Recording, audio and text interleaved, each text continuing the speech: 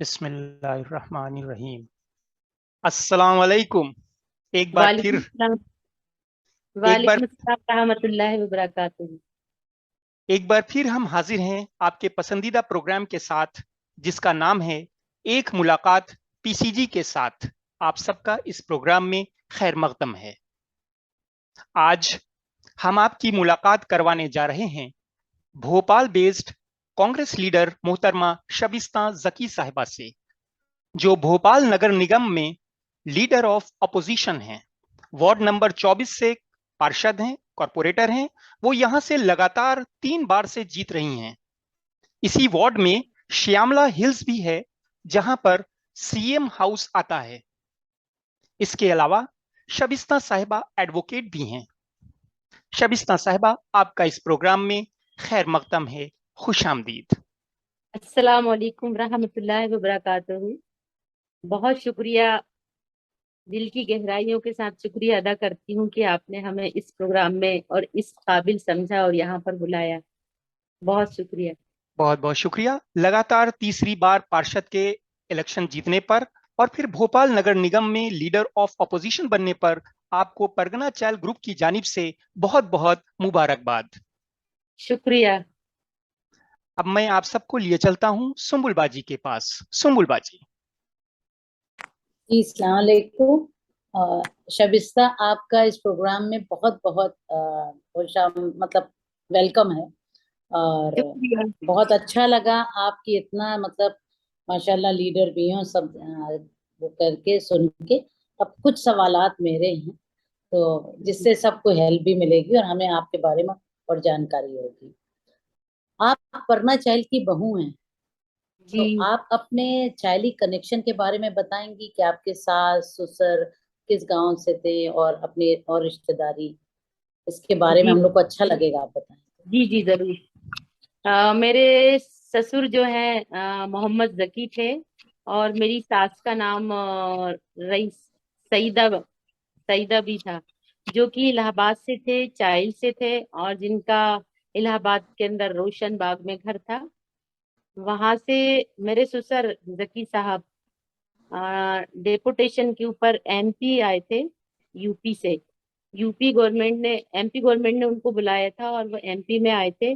और यहाँ पर वो बहुत अच्छे, मतलब पूरे भोपाल शहर में जहां जहां भी वो रहे हैं वहां पर वो बहुत फेमस थे।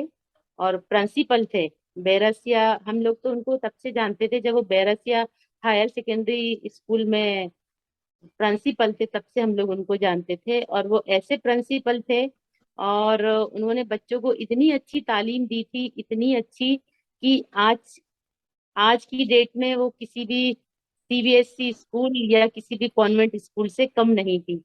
और उनकी सिर्फ आवाज से और उनके कदमों की आवाज से जो उनके स्टूडेंट्स थे वो डरते थे। और वहीं हमारी सास भी इतनी अच्छी, इतनी रहमदिल इंसान थी। और उन्होंने भी बहुत सारे हमारे ससुराल के जो खानदान वाले हैं सभी अपने घर में रखकर उनको पढ़ाया लिखाया, और उनको अल्लाह पाक ने जरिया बनाया था। और उन्होंने सबको जहां जहां भी हमारे ससुर साहब जकी साहब ने उनको सेट किया टीचरशिप में, या जहां भी मुनासिब हुआ और जो वक्त का तकाजा था उस हिसाब से उन्होंने वहां पर उनको मुकम्मल तालीम देकर और उनको रोजगार दिलाने में सारी कोशिश की थी। और बहुत सारे ऐसे लोग हैं जो हमारे सास ससुर के घर पर रहते थे और पढ़ाई करते थे, और आज वो टीचर है। मैं बीच में माशाल्लाह इसमें माशाल्लाह। कुछ ऐड करना चाहूंगा कि जकी साहब का ताल्लुक बड़े गांव से था। जी जी, बल्कि है। हाँ, बड़े गांव से। जी जी जी। जी। ये ना, सभी लोग यहाँ पर आ गए थे तो हो सकता है बहुत ज्यादा, लेकिन हाँ बड़े गांव से था, ये बहुत अच्छे से मालूम है। जो हमारे चचा ससुर थे उन्होंने भी एक प्रोग्राम किया था बड़े गांव के अंदर, तो हम सारे खानदान वाले वहां पर गए थे और सबने उस प्रोग्राम को अटेंड किया था, वो बड़े गांव के अंदर। जी। अब मैं शबिस्ता जकी साहिबा के चाइल्ड कनेक्शन के बारे में थोड़ी और जानकारी देना चाहूंगा। शबिस्ता जकी साहिबा के शौहर जनाब आसिफ जकी साहब के दादा जनाब मोहतरम मोहम्मद याकूब साहब बड़े गांव से थे। आसिफ साहब की दादी मोहतरमा हिदायतुन्निसा साहिबा का ताल्लुक रसूलपुर से था। आसिफ साहब के नाना जनाब चौधरी मोहम्मद फसी साहब का ताल्लुक मोहद्दीनपुर से था और नानी मोहतरमा आलिया बीबी का ताल्लुक पावन से था। माशाल्लाह माशाल्लाह। तो आपको अच्छा लगता है इलाहाबाद आना, यहाँ चाय लाना, जी लोगों से बहुत अच्छा मिलना लगता है। मिलाना? हाँ जी बिल्कुल बिल्कुल। हम अक्सर कहते हैं, हमारी नंदे हमें लेकर भी जाती हैं, सब जगह हम लोग जाते हैं। कोई शादी फंक्शन होता है तो जरूर हम लोग जाते हैं, वो सब जगह मिलवाती हैं हमको और हमें बहुत जी पसंद है, चाहते हैं कि हर साल जाया करें। जी चले चले भाई, बहुत बहुत शुक्रिया, आपको अच्छा लग रहा है चाय। जी, अब मेरा दूसरा सवाल है कि आप तो एक लॉयर हैं, वकील हैं, तो उसके बाद आप सियासत में आ गई, तो आपकी तालीम में मतलब एक ड्रास्टिक चेंज आया, तो अपने तालीमी सफर के बारे में से लेके फिर सियासत में आप कैसे आए, इसके बारे में हम लोगों को कुछ थोड़ा बताएं। देखिए, तालीमी सफर जो मैंने वकालत का किया था, वो मेरे दादा बहुत बड़े लॉयर थे। उन्होंने उस जमाने में सरतेज बहादुर और मोहम्मद अली जिन्हा के केसेस लड़ते थे वो, और मेरे पापा उन्हीं के साथ में उनकी हेल्प करते थे। मेरे पापा वकील तो नहीं थे, पर वो काश्तकार थे, और मैं पापा को देखा देखी उनके साथ में उनका काम करती थी, पापा का। तो मुझे ये पेशा बहुत अच्छा लगता था। तो मैं जब बहुत छोटी थी, 5th 6th क्लास में, तभी से सोचती थी कि मुझे एडवोकेट बनना है। और फिर मैंने अपनी तालीम जो एलएलबी थी वो भोपाल में आकर ही की थी, एलएलएम एलएलबी दोनों। मेरी मास्टर जो डिग्री थी, ग्रेजुएशन और जो मास्टर डिग्री थी, वो मैंने भोपाल में ही हासिल की थी, स्टेट लॉ कॉलेज से। और ऐसे ही फिर बैरसिया, क्योंकि कस्बा है, तहसील है, वहां पर इतनी एजुकेशन भी नहीं थी, और ये एलएलबी एलएलएम तो हमको भोपाल में ही आकर करना था। तो बस जैसे ही मैं यहाँ पर आई थी, तो फिर हम लोग सब भोपाल 98 में शिफ्ट हो गए थे, और तब से हम यहाँ पर प्रैक्टिस करने लगे थे। और फिर हमारा जो सियासत में आने का आप पूछ रहे हैं, तो सियासत में ऐसे होता है कि एक मैं क्रिमिनल केसेस की प्रैक्टिस करती हूँ। तो मैंने एक हमारे भोपाल शहर के अंदर एक बहुत बड़ा हादसा हुआ था, एक मर्डर हुआ था, और एक बाप ने अपनी सगी 2 लड़कियों को मार डाला था। तो मैंने वो केस लड़ा था, और वो केस में जीती थी, उसको मैंने सजा कराई थी उस एक्यूज को। तब से ना बहुत पेपर के अंदर छपा था सब मेरे बारे में बहुत। तो सब लोग मोहल्ले वालों ने भी देखा कि आप थोड़ा सा मतलब लेडीज को ज्यादा सपोर्ट करती हैं और पढ़ी लिखी हैं, तो आप क्यों ना हमारे यहाँ वार्ड जो है महिला हो गया है, लेडीज हो गया है, तो आप फाइट कीजिए यहाँ से इलेक्शन। तो ऐसे हम इलेक्शन के अंदर आ गए थे। और मेरे हस्बैंड आसिफ जकी, वो 35-40 ईयर से ही कांग्रेस पार्टी के अंदर काम करते हैं और कई पदों पर रह चुके हैं। तो ऐसे हमारा इधर राजनीति में आने का सफर शुरू हो गया था। जी अच्छा। शविस्ता साहिबा, आप ये बताएं कि आप एक लॉयर हैं, और आपने जैसे अभी बताया, अभी मुझे पता चला कि आप क्रिमिनल लॉयर हैं। कभी ऐसा कोई वाक्य हुआ जहां आप जान रही हैं कि मतलब हम सच है हमारी, मतलब हम मतलब सही जा रहे हैं, मगर आप जीत नहीं पाए वो केस, या ऐसा कभी होता है कि सच्चाई देखने के बावजूद, जानने के बावजूद आप लूज करते हैं, और फिर आपको कैसा महसूस होता है? जैसे एक जी डॉक्टर से भी बिल्कुल पूछा होता है। जाता है ये। जी जी जी बिल्कुल होता है, क्योंकि क्या है कि वकालत में केस हम अपनी पूरी मेहनत करते हैं और अपना पूरा सारा ध्यान, सारी पैरवी करने में लगा देते हैं। अब है ना, कभी कभी ऐसा होता है कि जो रिलीफ हमने चाहा है वो नहीं मिलता, लेकिन सेशन कोर्ट से लोअर कोर्ट से ऊपर सेशन कोर्ट है, और सेशन कोर्ट से ऊपर हाई कोर्ट है। तो फिर अगर सेशन कोर्ट से हमको कोई डिसीजन सही नहीं मिला, तो हाई कोर्ट में जाके जरूर होता है, वो सक्सेस भी होते हैं, ये अक्सर होता है। अच्छा। जी जी। आप एक सक्सेसफुल लेडी हैं, हाईली क्वालिफाइड हैं, आप सियासत में भी हैं, और माशाल्लाह अच्छे बैकग्राउंड से हैं, और आपकी फैमिली भी है, हस्बैंड है, बच्चे हैं। तो ये जो आपकी जिम्मेदारी, एक सियासत, एक वकील, और एक माँ, बीवी, इसमें आप बैलेंस कैसे करती हैं अपने बिजी शेड्यूल में अपने? जी वो क्या है कि बाजी शुरू से आदत पड़ गई है, क्योंकि जो वकालत का पेशा था ना, ये इसमें बहुत बिजी रहता है। क्योंकि सुबह से निकलना, फिर दिन में भी कोर्ट में रहना, फिर शाम को भी चैम्बर जाना। तो अब वकालत का जो पेशा है वो हमारा, हमने 50% से कम कर दिया है। हमारे जितने जूनियर्स तो जो केसेस आते हैं उनको शिफ्ट कर देते हैं, क्योंकि हमारा जो राजनीतिक कैरियर है उसके अंदर हमको बहुत वर्क करना पड़ता है।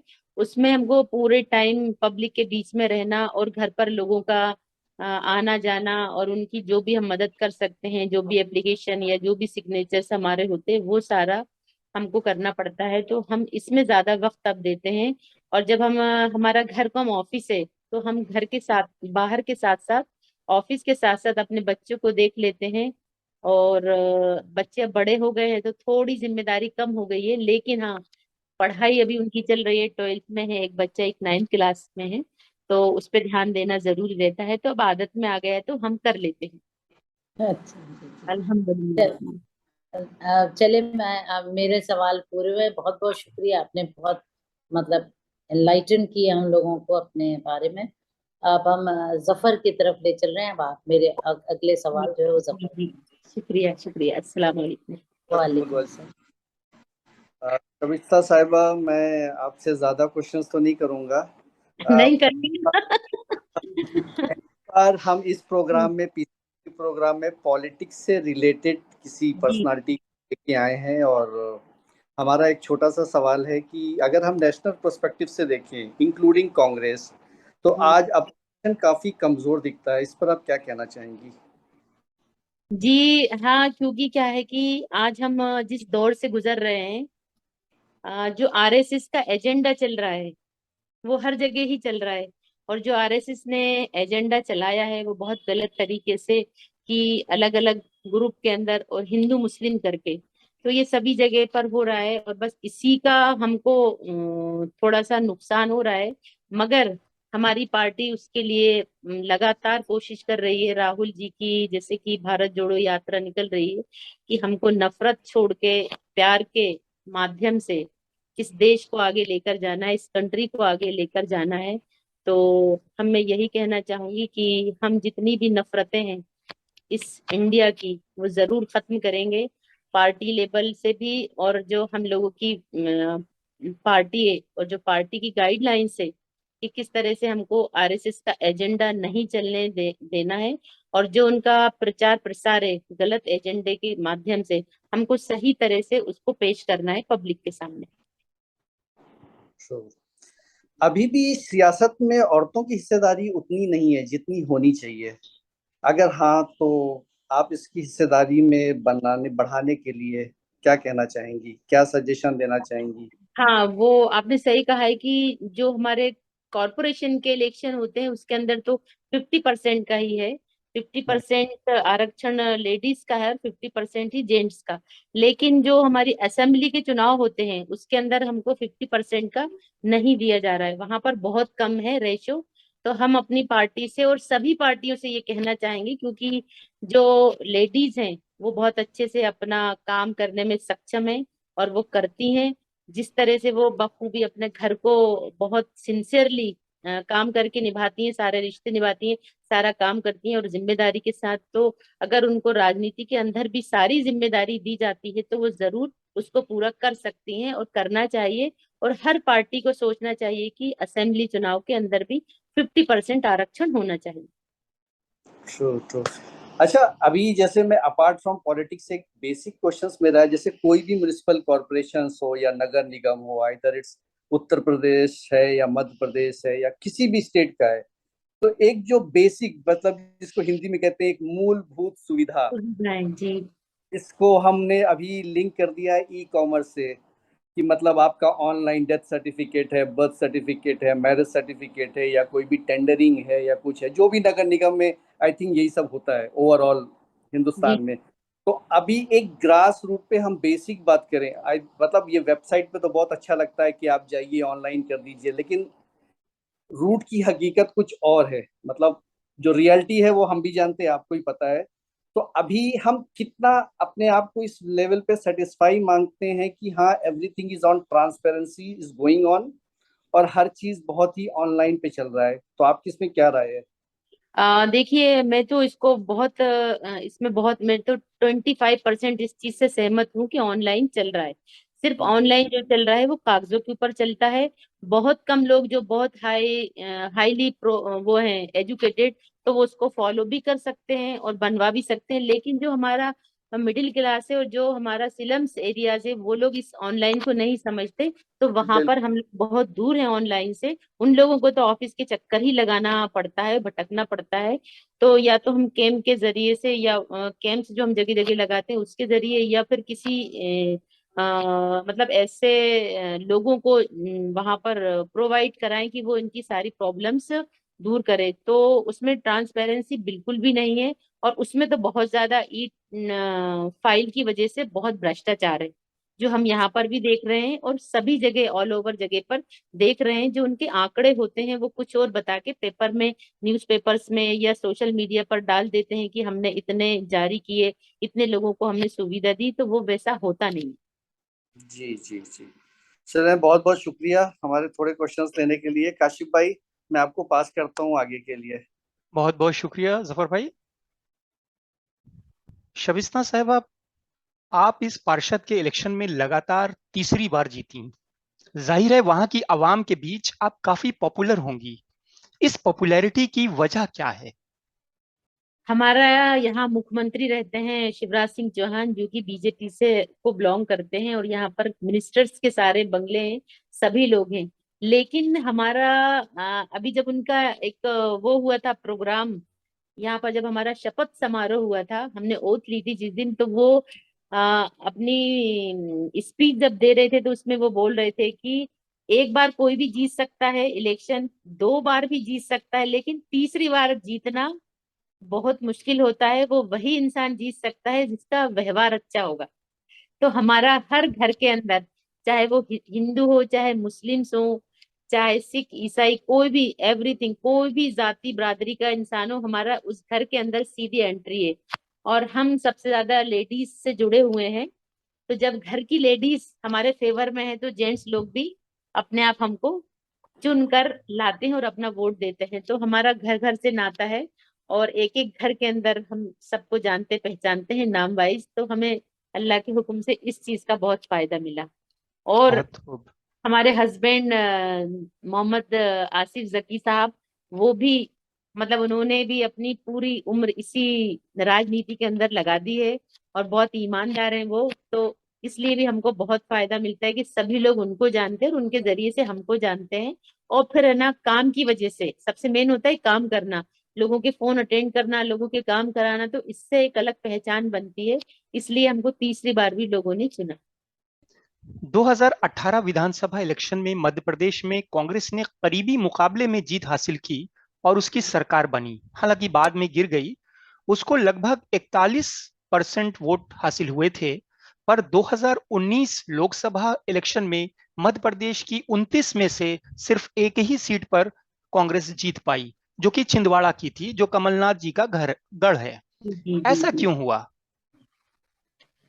देखिए क्या हुआ था कि कांग्रेस की सरकार बनी थी, ये बिल्कुल सही बात है कि हमारी 116 सीट आई थी और कांग्रेस ने अपनी सरकार बना ली थी। लेकिन अंदर ही अंदर ये लोग बिल्कुल नहीं चाह रहे थे बीजेपी की सरकार की कांग्रेस की सरकार रहे। और कमलनाथ जी ने भी ऐसी ऐसी स्कीम चलाई थी बहुत अच्छी कि इनके आने वाले वक्त के अंदर सारा मतलब सफाया हो जाता जब हमारे 2023 के इलेक्शन आते। लेकिन इन्होंने अंदरूनी तौर से, क्योंकि हर इंसान मतलब उस पार्टी के जो वफादारी होती तो कर नहीं सकता, और उसमें से कुछ लोग ऐसे थे जिन्होंने अपना जमीर बेचकर और बीजेपी से मिल गए थे, और करोड़ों रुपए कि हम 5 साल में इतने पैसे तो कमा नहीं सकते, और एक ही बार में लेकर, और क्यों ना हम बीजेपी के साथ में मिल जाएं और कांग्रेस से बगावत कर दें। और उन्होंने करोड़ों रुपए लेकर एक एक विधायकों ने और अपनी सरकार बना ली थी, और कमलनाथ जी की सरकार गिर गई थी। और यही कुछ वजहें रही थी, और उन्होंने जो उसका इंटरप्रिटेशन निकाला था वो गलत गलत निकाला था, और कांग्रेस के बारे में दुष्प्रचार किया था कि 15 महीने की सरकार आई थी, इन्होंने कुछ नहीं किया, कुछ नहीं किया। क्योंकि कमलनाथ जी एक ऐसे मुख्यमंत्री हैं जो ना घोषणाएं नहीं करते, काम करके दिखाते हैं। और इनके यहाँ ये बीजेपी की सरकार के अंदर ये होता है कि इनका मुख्यमंत्री जो है वो हमेशा सिर्फ मुंह से बातें करते हैं, लेकिन वर्क ना तो फील्ड में होता है ना उसमें होता है, सिर्फ कागजों के ऊपर वर्क होकर, और ये अपनी जितनी भी स्कीम्स हैं उसको आगे चलाते रहते हैं और लोग इसी के अंदर खुश होते हैं। और उनको, और उन्होंने कोई ना कोई ऐसे कांड करा देते हैं, जैसे कि उन्होंने अपना इलेक्शन के टाइम एक लड़ाई झगड़े वाला, दंगे फसाद या कोई भी ऐसा इशू लेकर आ जाते हैं जिसकी वजह से सारी पब्लिक जो है डाइवर्ट हो जाती है। और अभी भी जो इलेक्शन हुए थे हमारे लोकसभा के, उस टाइम पर भी इन्होंने यही सब किया था।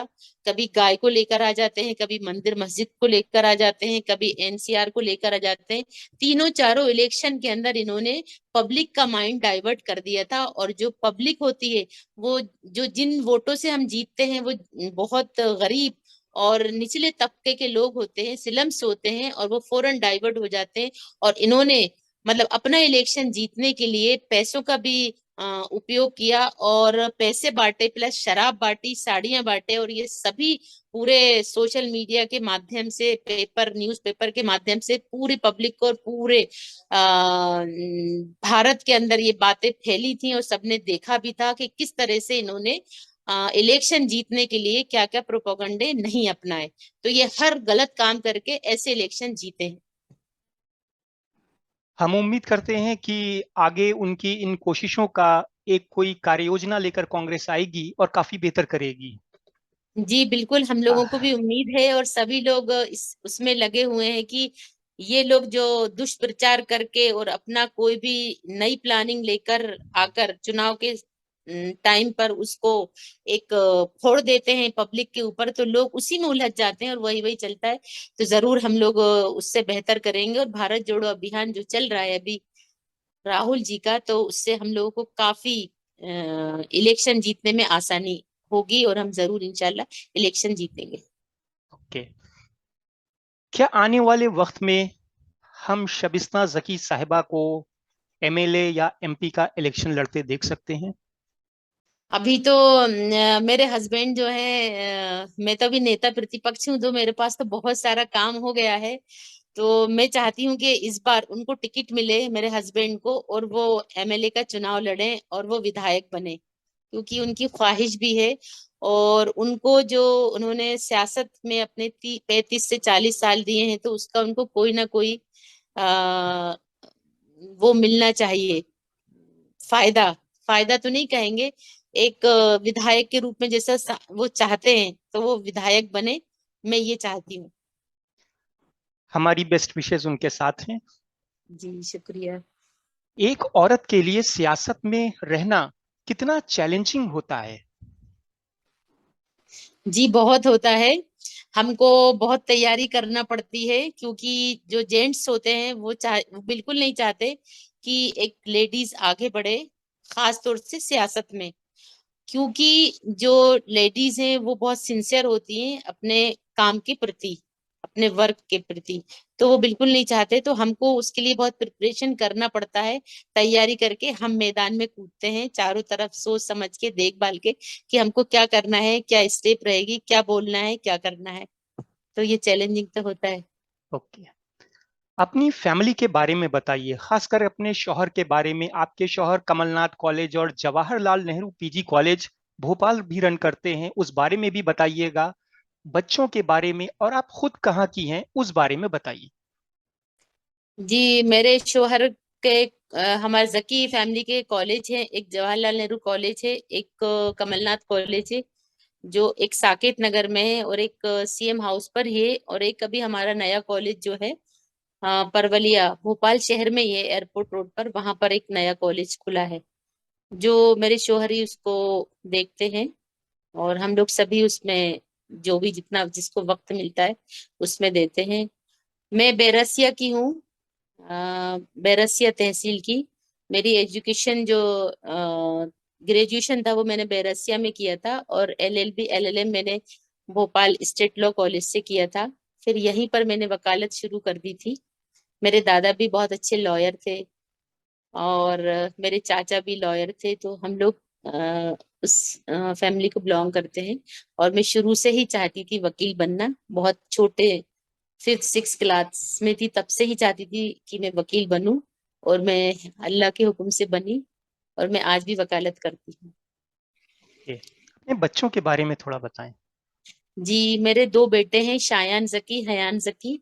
शायान जकी 12th क्लास में है, डीपीएस स्कूल में पढ़ते हैं, और हयान जकी 9th क्लास में है, वो भी डीपीएस। तो दोनों बच्चे अभी पढ़ रहे हैं। आपने बताया था कि आप परगना चायल के गांव में जी आती थी, विजिट करती थी, जी तो जी कुछ जी जी। यादें हों तो अगर शेयर कर सकती हो तो शेयर करें। हाँ बिल्कुल, हम लोग जो मेन वहां पर रोशन बाग है, जहां पर हम लोग का घर था, जहां हमारे सास ससुर रहा करते थे, और हमारी खाला और हमारी नंदे वहां पर रहती थी। फाटक का घर बोलते थे उसको, फाटक। वहां पर भी हम देख कर आए थे, घूम कर आए थे, वो भी बहुत अच्छा था। और सब कुछ याद है हमको। पुराने जमाने के सारे बर्तन देखे थे हमने, पुराने जमाने के तख्त देखे थे, पुराने जमाने का सारा फर्नीचर हमने देखा था, वो सब हमें याद है। और हम ऐसे ही बड़े गांव गए थे जहाँ हमारे ससुर का घर था। वहां पर भी बहुत बड़ा महल टाइप बना हुआ है, पुराने जमाने का सारा कुछ रखा हुआ है, वो सब कुछ हमें याद है। और चाहते हैं हम डबल से फिर वहां जाएं, सब देख कर आए। पुरानी चीजें देखने में, और पुराना जो हम लोगों से, हमारे रिश्तेदारों से या हमारे सास ससुर से जुड़ी हुई चीजें हैं, तो हम बहुत पसंद करते हैं उन सारी चीजों को देखें। और हम हमारी नंदों से भी कहते हैं कि, कहती हूँ कि मुझे सारा सब कुछ घुमाइएगा, कभी पूरा एक एक जगह जाना है।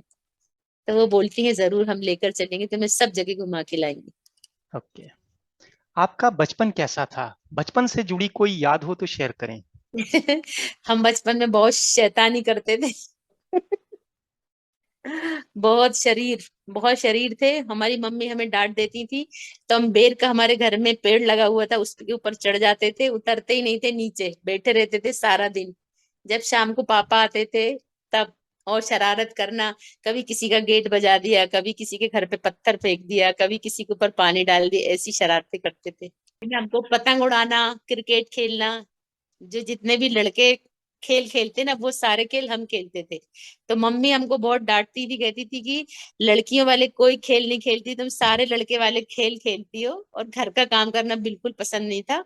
बाहर का काम करते थे जो लड़के करते थे, मार्केट से सामान ला कर देना, मम्मी का हर काम करना, पापा का हर काम करना, बस। यहाँ तक कि अड़ोस पड़ोस की जितनी हमारे मोहल्ले वाले थे, उनकी सब्जियां ला के देना, कुछ भी सब बाहर का काम करते थे। यानी समाज सेवा आप बचपन से कर रही हैं। जी बिल्कुल। हमारी बहन जो थी वो मेरे साथ में जाती नहीं थी, बोलती थी कि 5 मिनट के टाइम को आधा घंटा लगा देती हो तुम, सबको चाची भाभी कैसी हो करती करती जाती हो। हमारी मम्मी के घर से नानी के घर जाते थे, तो वो मेरे साथ नहीं जाती थी। ऐसा था। आपकी आपकी हॉबीज क्या हैं? मुझे ड्राइविंग करना बहुत अच्छा लगता है, और जो पुरानी जगह है, खंडर, पुरानी जगह, पुराने खंडर, उधर घूमना बहुत पसंद है। आपको खाने में क्या पसंद है? खाने में तो मुझे हर चीज ही पसंद है, ऐसी कोई पसंद नहीं है। हरी सब्जियां ज्यादा खाती हूँ, वेजिटेबल्स बहुत पसंद है। आप परगना चाइल्ड कम्युनिटी को इस प्लेटफॉर्म के जरिए क्या पैगाम देना चाहेंगी? यही पैगाम देना चाहती हूँ कि जो लेडीज हैं, जो हम लोग हैं, सभी कुछ कर सकते हैं, जॉब भी कर सकते हैं, घर का काम भी कर सकते हैं। और अगर हम राजनीति के क्षेत्र में हैं तो राजनीति के क्षेत्र में भी काम कर सकते हैं। और हमें अपने आप को कम नहीं आंकना चाहिए। जैसे जेंट्स लोग हर काम में परफेक्ट होते हैं, ऐसे ही लेडीज भी अपना हर काम कर सकती हैं और बखूबी निभा सकती हैं। और हम अपने समाज के लिए, हम अपने मुआशरे के लिए, और जो हमारे आसपास रहने वाले हैं उनके लिए क्या अच्छे से अच्छा कर सकते हैं, वो कोई भी माध्यम हो सकता है। हम बहुत नहीं तो थोड़ा, और किसी की मदद करके उनके लिए बेहतर से बेहतर करें, या हम उनकी मदद करें जिस भी तरीके से हम कर सकते हैं। और अल्लाह पाक ने हमें जिस लायक बनाया है, उस उनका जरिया बने, यही मैं पैगाम देना चाहती हूँ। बहुत बहुत शुक्रिया। शबिस्ता जकी साहिबा, आज आप बतौर मेहमान इस प्रोग्राम में आई, आपने अपना कीमती वक्त दिया, उसके लिए आपका बहुत बहुत शुक्रिया। जी शुक्रिया बहुत, आप लोगों ने मुझे इस काबिल समझा, और जरूर मैं आगे भी चाहूंगी कि आप जब भी इनवाइट करेंगे तो मैं जरूर आऊंगी, अपने जो भी अच्छी और बेहतर चीजें हैं वो आप लोगों को शेयर करूं। इंशाअल्लाह। जी उम्मीद करता हूं आप सबको आज का प्रोग्राम बेहद पसंद आया होगा। अब वक्त हो चला है आप सबसे विदा लेने का। अब आपसे इजाजत चाहूंगा। अगले एपिसोड में इंशाअल्लाह हम एक नए मेहमान के साथ फिर हाजिर होंगे। तब तक के लिए अल्लाह हाफिज।